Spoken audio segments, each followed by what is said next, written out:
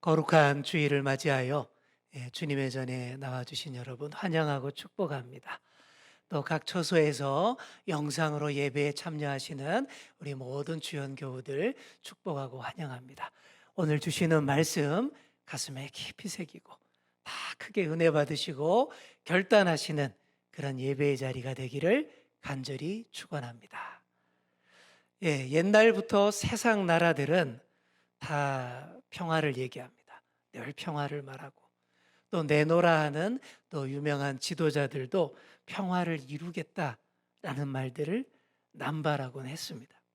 그래서 수많은 평화를 약속하는 조약들이 있었고 선포와 선언들이 많이 있었습니다. 하지만 진짜로 평화로웠던 시절은 사실상 별로 많지가 않습니다.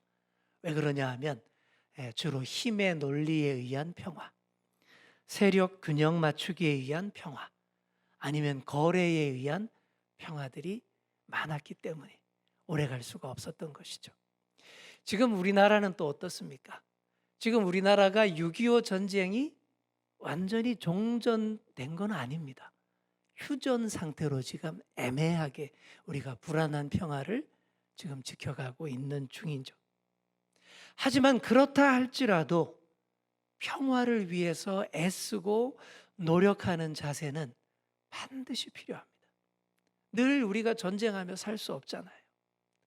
억지로라도 평화를 유지하는 만큼 사람들의 생명이 보존되고 안정과 번영도 이어갈 수 있기 때문입니다. 그러니 평화를 이루고 평화를 심기 위해 모든 노력을 다하는 자세가 필요합니다. 그리고 그렇게 평화를 심기 위해 주어진 여건에서 최선을 다하는 그 사람, 그리고 평화를 위해서 정말 섬기고 노력하는 그 나라 그 민족을 우리 하나님께서 더 어여삐 보시고 더 많은 축복을 해주십니다. 이 시간 우리 함께 세계 지도 자료 화면을 같이 한번 보도록 하겠습니다. 지구상에서 굉장히 중요하고 중보적인 그런 땅이 몇 군데 있습니다. 중보적인 땅이라는 말은 지구 위에 사는 사람들을 향해서 크게 영향력을 발휘할 만한 땅, 더 쉽게 말하면 이렇게 구원자가 올 만한 땅, 그걸 말하는 거예요. 그런 땅이 몇 군데 있는데요. 그중 첫 번째는 단연 저 네모 박스 안에 있는 이스라엘 땅입니다. 하나님이 그 땅에 대해서 아주 각별하셨어요. 지도를 잘 보시면 이스라엘의 위치가 어떻습니까? 아시아, 아프리카, 유럽 다 통하는 대단히 중보적인 땅 아닙니까? 그러니 복음이 이곳에서 시작돼서 온 세계로 퍼져나갈 수 있었던 거예요. 그러니 예수님이 여기서, 하나님이 예수님을 여기서 태어나시게 하셨던 겁니다. 세계 3대 종교가 다 이곳에서 시작된 데에는 이유가 다 있는 거예요. 이것이 바로 지정학적인 메시지라는 것이죠. 그런데 출애굽 당시에 저 땅이 굉장히 엉망이었습니다. 왜냐하면 가나안 족속들이 다 차지하고 앉아서는 우상 숭배와 음란과 폭력으로 온통 얼룩지게 만들어 놨기 때문입니다. 그래서 하나님이 저 땅을 깨끗이 청소해서 거룩한 땅으로 다시 회복시키고 저 땅을 기반으로 해서 하나님의 구원 역사를 시작하시기 원하셨습니다. 그 땅에 예수님이 태어나게 하셔서 하나님 나라를 시작하고 온 세계에 널리 전하기 위한 홈베이스로 삼기 원하셨습니다. 그래서 이스라엘에게 가나안 정복을 중요한 역사적 과제로 주신 것입니다. 자, 그런데 문제는 그 땅을 차지하고 앉아서 딱 버티는 가나안 족속들도 절대 물러나지 않으려 했다는 것입니다. 9장 1절 말씀을 보시면 가나안의 모든 왕들이 똘똘 뭉쳐서 이스라엘 백성들과 싸우려고 동맹을 맺었다라고 말하고 있습니다. 가나안 연합군이 이스라엘에 대항해서 형성이 됐습니다. 그런데 그 중에서도 이탈 세력이 있었어요. 절대 이스라엘을 못 이길 줄 알고 이스라엘 편에 서기로 한 족속이 있었으니 바로 그들이 기브온 족속이라는 그런 족속입니다. 이들은 곧 심판의 때가 닥쳤다라는 것을 알았습니다. 얼마 전에 아이성이 점령을 당했는데 그 아이성이 자기네가 사는 기브온에서 불과 9km 정도밖에 안 떨어져 있는 아주 가까운 곳인 거예요. 바로 다음 차례가 기브온인 겁니다. 그래서 두려움에 떨던 기브온이 이스라엘과 평화 조약을 맺고자 하는 거예요. 자, 그런데 그냥 화친하자 그러면 절대 받아주지 않을 것 같은 거예요. 왜냐하면 이 기브온 지역이 아주 중요한 전략적 요충지이기 때문에, 그런 곳에 살고 있었기 때문이고, 또한 이 기브온 족속은 너무 힘이 없어서 뭐 이스라엘에게 별 도움이 되지 못할 그런 부실한 그런 민족이었기 때문인 것입니다. 자, 그래서 어떻게 합니까? 자신들이 가나안 족속이 아니라고 속이고 화친을 맺으려고 많은 준비를 합니다. 그래서 평화 사절단을 이스라엘에게 보내는데 가나안 족속이 아닌 것처럼 보이기 위해서 아주 심혈을 기울여서 변장을 해요. 아주 먼 데서 온 것처럼 보이기 위해서 다 낡은 옷을 몸에 걸쳤습니다. 또 다 낡은 전대, 그리고 너무 낡아서 찢어진 포도주 가죽 부대 준비했어요. 그리고 다 헤어지고 낡아진 그 신발을 딱 신고는 패션을 완성합니다. 이게 제대로 된 빈티지 룩입니다. 요즘은 이런 게 인정받지만 아주 그냥 그런 옷을 걸쳤어요. 그리고는 소품으로 곰팡이가 난 떡을 딱 준비했습니다. 가서 보이면서 이렇게 얘기하는 거죠. 우리가 너무 먼 곳에서 오래 걸려서 왔기 때문에 그때 이 신선하던 이 양식이 이렇게 다 곰팡이가 피어버렸다. 그렇게 디테일하게 표현을 하는 것입니다. 그렇게 다 갖추고는 탁월한 연기력까지 다 보여줍니다. 정말 전혀 절대 눈치 못 채게 전혀 당황하지 않고 아주 천연덕스러운 연기를 펼치는데 이 기브온 사절단은 가히 그 연기력이 우리 윤여정 씨급인 거예요. 아카데미 주연상 다 줘야 됩니다. 그뿐이 아니에요. 최우수 작품상, 의상 디자인상, 분장상, 소품상까지 다 줘야 돼요. 아카데미상 6개 부분을 다 섞어내야 될 그런 자세 철저하게 준비하고 그렇게 어필했다라는 것이죠. 우리가 이 세상을 살면서 참 조심해야 할 점이 바로 이런 점입니다. 거의 모든 사람들은 다 이렇게 속인다라고 봐야 그게 맞는 것 같아요. 물론 뭐 크게 나쁘게 나쁜 의도로 그렇게 한다라는 뜻이 아니라 대부분의 사람들은 다 누구나 자기 입장에서 자기에게 유리하게 좀 바꾸어서 이렇게 다 이렇게 꾸미고 표현하기 마련이잖아요. 그러면 또 우리는 어떻게 됩니까? 사람 속을 모르기 때문에 그냥 다 그대로 속을 수밖에 없는 거예요. 그래서 사람과의 관계 앞에서 더 우리가 기도해야 됩니다. 하나님께 잘 물어봐야 돼요. 정말 하나님, 매사에 사람을 정확하게 볼 줄 아는 그런 안목과 지혜를 내게 주십시오. 우리가 그런 기도 많이 해야 됩니다. 이렇게 많이 기도하시는 여러분 다 되시기 바랍니다. 근데 이스라엘은 그렇게 안 했어요. 안 물어보고 기도 별로 안 하고 아주 쉽게 생각해서 그냥 그런 연기력을 보이니까 완벽하게 속아 넘어갑니다. 기브온과 평화 조약을 딱 맺어버립니다. 15절에 보시면 여호수아가 곧 그들과 화친하여 그들을 살리리라는 조약을 맺고 회중 족장들이 그들에게 맹세하였더라. 당시 관례가 그런 거예요. 상대방이 주는 떡을 내가 딱 받으면 아니면 그 받아서 먹으면 그럼 화친이 성립되는 거예요. 그러면 절대 그 사람 앞으로 공격해도 안 되고 해롭게 해도 안 됩니다. 이스라엘이 곰팡이 엄청 핀 떡을 딱 받고는 그냥 그렇게 해버린 거예요. 섣불리 조약을 맺어버렸으니 이제는 기브온을 절대 건드리면 안 되게 된 것입니다. 속아서 맺은 이 조약 때문에 이스라엘이 좀 여러 가지로 어려워졌습니다. 이 기브온은 이 가나안 땅의 남과 북을 잇는 그 중심부에 위치하는 그런 요충지입니다. 여기를 확실하게 점령해야 앞으로 가나안 정복 작전을 원활하게 수행할 수 있는데 그 기브온과 조약을 맺어버렸으니까 못 쫓아내죠. 그러니까 그 지역이 딱 걸림이 된 겁니다. 작전 수행이 아주 어려워졌어요. 근데 무엇보다 더 곤란한 점은 이 서로 간에 평화 보호 조약을 맺었기 때문에 앞으로 기브온이 군사적으로 위기에 처하면 당장 이스라엘이 득달같이 달려가서 구해줘야 되는 그런 군사적인 이 어려움, 임무, 막중한 책임까지 떠맡게 된 거죠. 실제로 나중에 그렇게 됩니다. 그러니 여호수아가 굉장히 손해되고 위험한 일을 저지른 것입니다. 오늘날로 치면 속아서 잘못 보증을 섰다가 다 책임 떠맡아야 되는 그런 상황에 처했다라는 그런 얘기예요. 화친을 맺은 후에 3일 만에 이 실상이 밝혀집니다. 기브온이 아주 먼 데서 온 아주 힘도 세고 부강한 나라라서 우리의 우방이 되어줄 거라 생각하고 그렇게 믿고 조약을 딱 맺었는데 알고 봤더니 바로 가까이에서 사는 아주 부실한 가나안 족속이었다라는 거예요. 바로 다음 공격 목표가 기브온이라서 3일 후에 그리로 딱 행군을 해봤더니 며칠 전에 왔던 그 얼굴들이 다 거기 있는 거예요.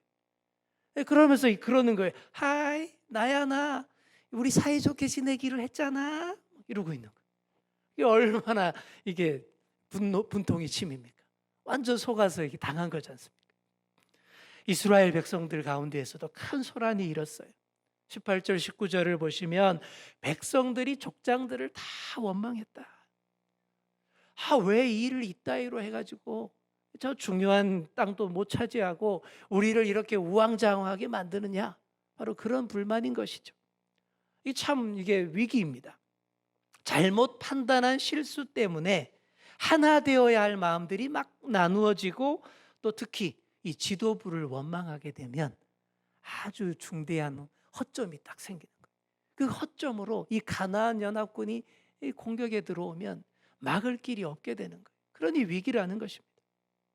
그래서 문제가 생겼을 때는 그냥 우리끼리 계속 싸우고만 있으면 안 되는 거예요. 여러분, 우리끼리 계속 싸워보세요. 누구만 좋습니까? 적군만 좋은 거죠. 우리가 계속 싸우고 앉았으면 사탄 마귀만 유리해집니다.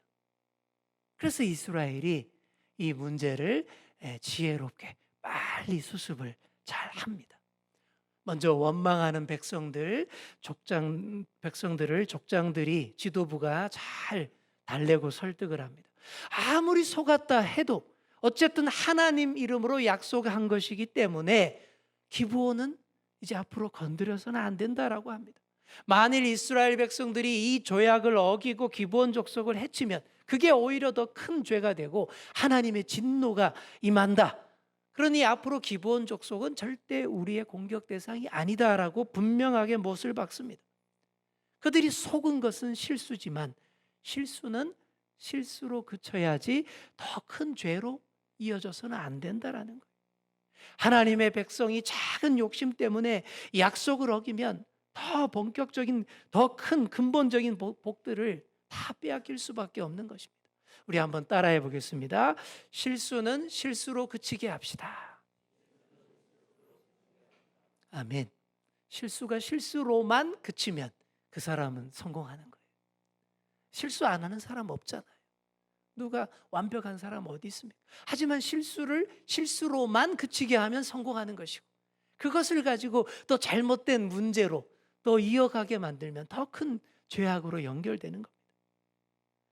무엇보다 지도부가 자신들의 잘못을 확실하게 인정하는 것이 참 보기가 좋았습니다. 아마 그랬을 거예요. 백성들 앞에서 우리가 정말 잘못했습니다. 실수했습니다. 정중하게 아마 사과 다 했을 거예요. 여러분, 이런 자세가 훌륭한 겁니다.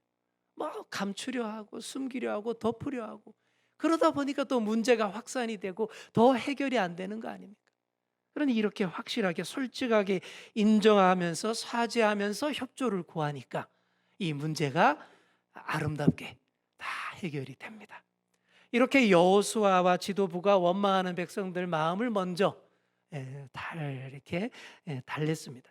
그 다음으로 어떻게 합니까? 거짓말하고 속인 기브온 사람들을 불러서 엄중하게 책임을 묻습니다. 이거 반드시 필요하죠. 이렇게 속이는 사람은요, 나중에 또 급한 상황 닥치면 또 속이기 마련이에요. 정말 위급하고 절박한 상황에 뒤통수 치면 더 감당할 길이 없게 됩니다. 그래서 잘못에 대해서 확실하게 책임을 묻고 다시 똑같은 짓 못하도록 단단히 해두는 것이 참으로 중요한 일이죠. 그래서 여호수아가 기브온에게 거짓의 책임을 물어서 이런 조치를 내립니다. 앞으로 대대로 기브온은 이스라엘의 종이 되어야 한다. 이런 조치를 내립니다. 그들이 가나안 족속이 드러난 이상, 가나안 족속인 것이 드러난 이상 더 이상 이제 평등한 조약은 유지할 수가 없고 불평등 보호 조약을 맺어야 한다라는 얘기입니다. 그래, 우리가 살려는 드릴게. 하지만 이제 너희는 우리 밑이야. 바로 이렇게 했다라는 것이죠. 그렇게 기브온 족속이 대대로 하나님의 집 성막을 위해서 나무를 패며 물을 깃는 일들을 하게 만듭니다. 이들을 중요한 역할 주고 전투 부대에 편성하지 않았어요. 아마도 그들에게 그렇게 했다가는 나중에 전쟁터에서 뒤통수를 맞을 수도 있기 때문에 이렇게 이들의 영향력과 발언권을 굉장히 축소시켜서 그렇게 편입을 시켰다라는 얘기입니다. 여호수아가 이런 조치를 발표했을 때에 기브온 족속들의 답변이 24절과 25절에 나옵니다. 왜 그들이 거짓말로 속였고 그렇게 했는지 다 이야기합니다. 한마디로 이거예요. 오로지 살고 싶고 우리도 구원받고 싶어서 그랬다. 그랬으니 이런 우리의 마음을 넓은 아량으로 잘 헤아려 달라. 이렇게 말하는 거예요. 여러분, 여기서 중요한 것이 24절 중간에 나옵니다. 24절 중간에 뭐라고 되어 있어요? 그들이 분명히 하나님의 뜻을 들었다라고 말하고 있습니다. 하나님의 뜻 들은 내용이 뭡니까? 하나님께서 이 가나안 땅을 이스라엘에게 다 주기로 하신 것을 우리도 듣고 알았다. 바로 그런 얘기입니다. 여러분, 이런 사람들도 다 들리니까 되는 거예요. 여러분, 안 들리면 망하는 길로 갈 수밖에 없는데 다 들리니까, 다 듣고 알게 되니까 이런 편법을 써서라도 어떻게든 하나님 편에 서고 싶어하는 이 마음, 여러분, 이게 중요한 것입니다. 결국 그들의 바램대로 됐습니다. 그리고 오히려 생각보다 더 잘 됐어요. 이들이 맡은 일이 뭡니까? 하나님의 성막에서 희생 제사 예배 드리는 것 잘 돕는 역할, 그거잖아요. 어떤 시편 기자는 이렇게 노래했습니다. 왕궁에서 호의호식하며 사는 것보다 여호와의 집에 성전 문지기로 있는 것이 더 복되도다. 이렇게 노래했습니다. 기브온이 바로 그런 복을 받은 거예요. 성막에서 나무 패고 물 깃는 일, 이거 누가 합니까 원래? 레위 지파가 맡은 아주 영광되고 구별된 그런 일입니다. 이 일을 기브온이 맡았다라는 거 아닙니까? 가장 하나님과 가까운 곳에서 예배 드리는 법을 눈으로 보고 배우게 하고 하나님을 섬기는 법을 잘 배울 수 있도록 했다 하니까 얼마나 이게 축복된 일입니까?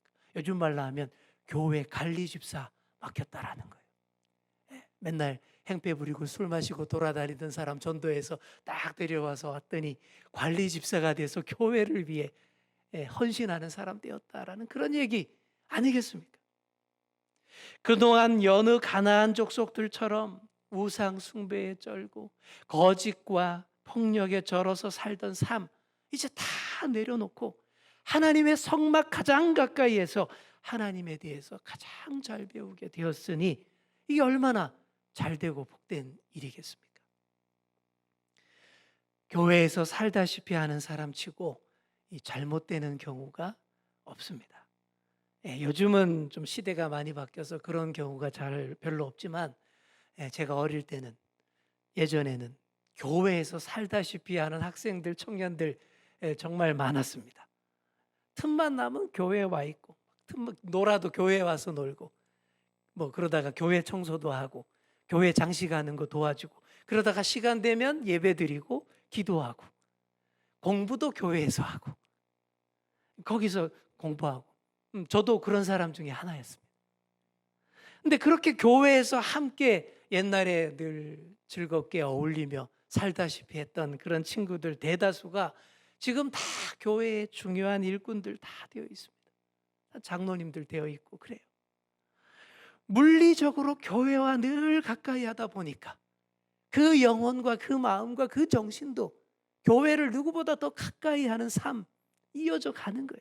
이게 결국 하나님 나라와 교회를 위해 잘 쓰임받는 아름다운 모습으로 되어 있더라라는 그런 얘기입니다. 지금은 코로나 때문에 그렇게 할 수 없는 시절이지만 앞으로 안정이 되면 우리 교회도 우리 학생들과 청년들이 정말 교회를 더 가까이 하고 또 교회에 또 가까이 많이 오고 그렇게 했으면 정말로 좋겠습니다. 기브온이 알량한 자존심 안 내세우고 어떻게 하든 하나님 은혜 안에 들어와 살고자 하는 모습이 이게 참으로 솔직담백합니다. 다른 것 과하게 욕심내지 않고 그저 하나님 편에 들어와서 소박하게 주님을 위해 살겠다라는 이 자세가요, 끝까지 대적하려 드는 다른 가나안 족속들보다 훨씬 훌륭합니다. 인간적 자존심 내세우다가 장렬하게 다 멸망당하는 쓸데없는 길이 아니라 하나님 편에 서서 구원받는 길을 선택한 것 아닙니까? 그러다 보면 먼저 된 자가 나중되고 나중된 자가 먼저 된다라는 이 말씀처럼 이들 기브온 사람들 가운데에서도 훌륭한 믿음의 용사들이 자꾸 배출되는 거예요. 이게 훌륭한 택한 백성으로 될 수 있는 거예요. 근데 실제로 그렇게 됐습니다. 먼 훗날 에스라, 느헤미야 시대의 기록을 보면 이들 기브온 족속들도 성벽을 재건하고 성전을 재건하는 일에 다른 이스라엘 백성들과 똑같이 중대한 역할을 맡아서 열심히 헌신했다라는 기록이 나와요. 이게 무슨 말입니까? 그때는 기브온 사람들이 누가 뭐라 해도 누가 뭐라 할 수 없는 그런 완벽한 이스라엘 사람이 다 되어 있었다라는 그런 얘기 아니겠습니까? 오늘을 살아가는 세상 사람들도 좀 이렇게 됐으면 좋겠습니다. 너무들 잘났고 너무들 완벽해서 절대 자기 자존심, 자기 세계관, 가치관 안 내려놓습니다. 가나안 연합군 편이 되어가지고 끝까지 이스라엘을 대적합니다. 그러다가 완전 망하는 거예요. 그러지 말라고 정말로 사는 길, 영원히 사는 길을 그들에게 잘 알려주시는 그런 저와 여러분 다 되시기를 간절히 축원합니다. 그 일을 우리가 꾸준히 해야 돼요. 그러면 기브온 족속처럼 돌아오는 자들이 하나 둘씩 반드시 생기는 줄 믿습니다.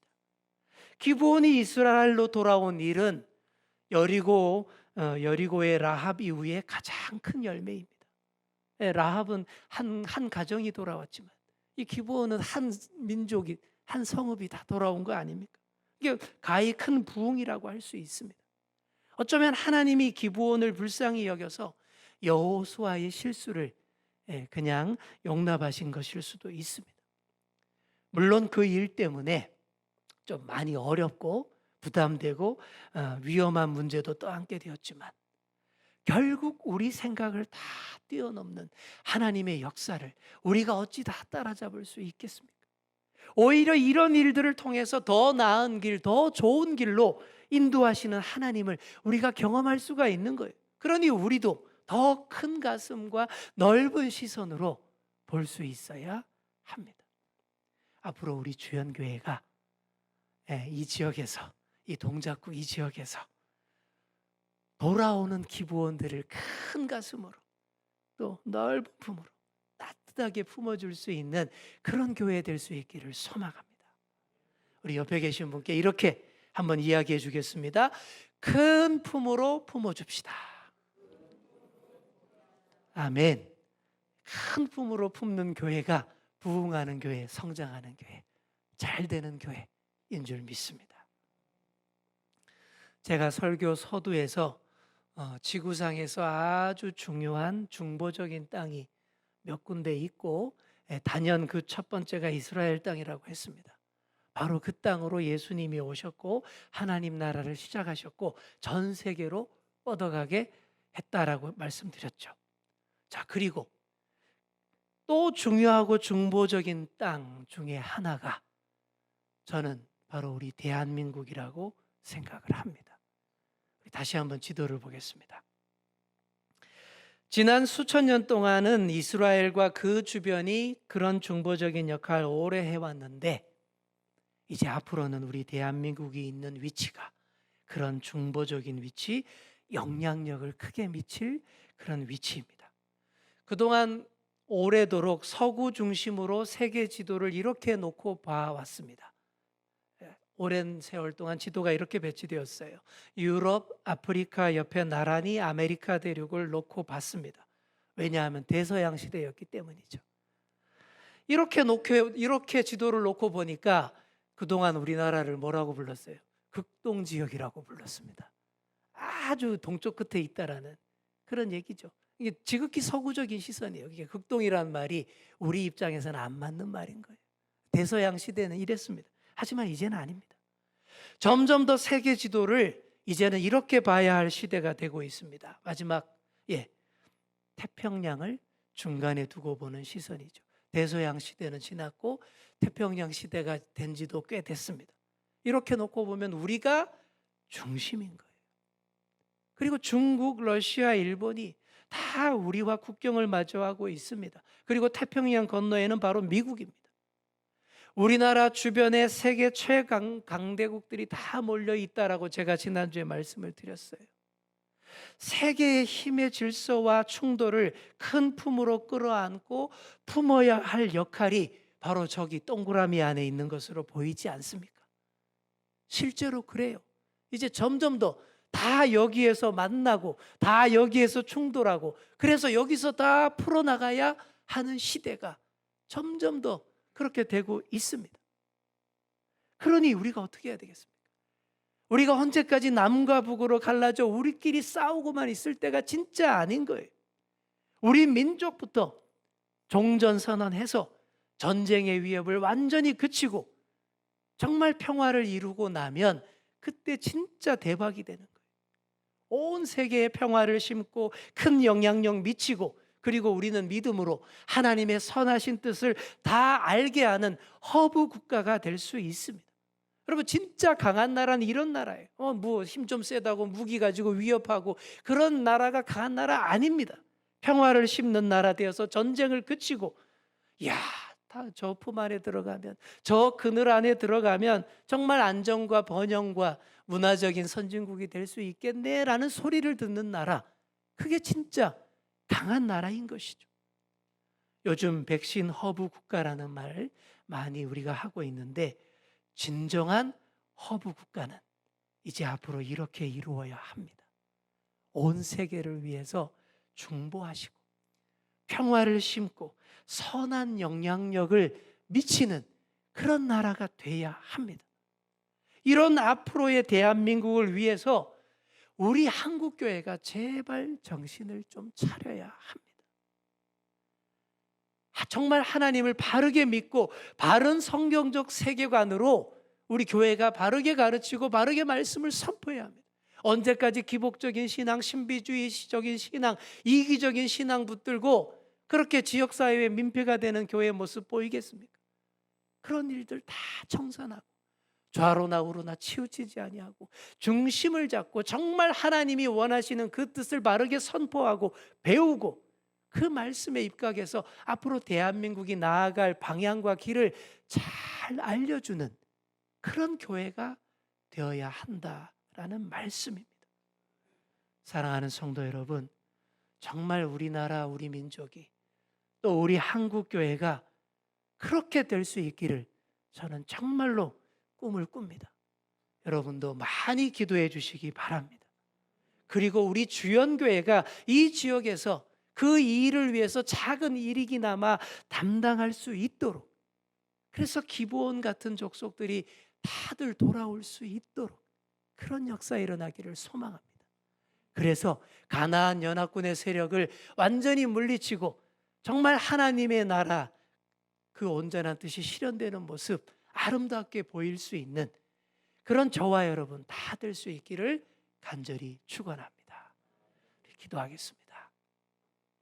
하나님 아버지, 오늘도 주님 전에 나와 예배하게 하시고 하나님 말씀 듣게 하시니 감사드립니다. 주님, 늘 어지럽고 전쟁이 그치지 않는 세상 가운데에서 하나님의 뜻을 잘 받들어 화평케 하는 일을 잘 감당하는 우리가 되게 하여 주옵소서. 기브온같이 속이고 거짓된 이들도 크고 따뜻한 품으로 돌아와 녹아지고 주의 백성으로 변화되는 놀라운 역사가 우리 주연교회를 통해 늘 있게 하여 주옵소서. 주님, 이 나라, 이 민족이 앞으로 계속 더 크게 쓰임받는 나라, 또 쓰임받는 민족이 되게 하여 주시옵소서. 하나님의 나라를 위해서 크게 기여하고 잘 섬김받는, 정말 잘 헌신하는 이 나라, 이 민족 될 수 있도록 도와주시고, 그 일을 위해서 우리 한국교회가 중심을 잡고 바로 서게 하여 주옵소서. 감사드리며 예수님의 이름으로 기도하옵나이다. 아멘.